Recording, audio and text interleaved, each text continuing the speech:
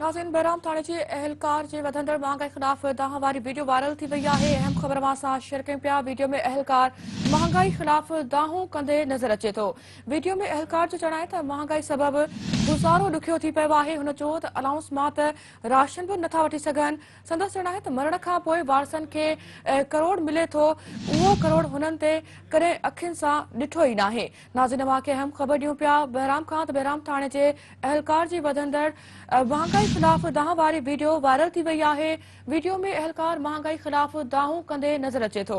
Video में अहलकार जो चवणु आहे त महांगाई सबबि गुज़ारो ॾुखियो थी पियो आहे। इन हवाले सां तफ़सील राब्तो कयो आहे सिंध टीवी न्यूज़ रिपोर्टर रहीम मंगी सां। जी रहीम, अपडेट कजो इन बारे सां।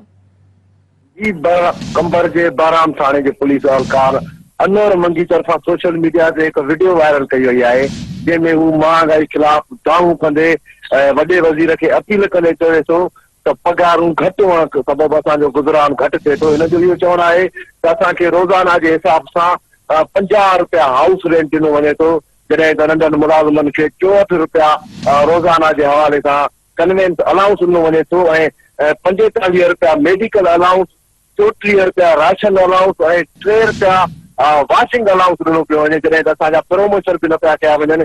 हिन चयो त पेट्रोल जो 30 लीटर 140 रुपयनि जे लॻभॻि वञी पहुतो आहे ऐं असां एतिरी नंढियुनि पगारुनि में नंढिया हेठियां मुलाज़िम कीअं गुज़र सफ़र करे सघूं, पंहिंजी औलाद खे खाराए सघूं या उन्हनि खे पढ़ाए सघूं।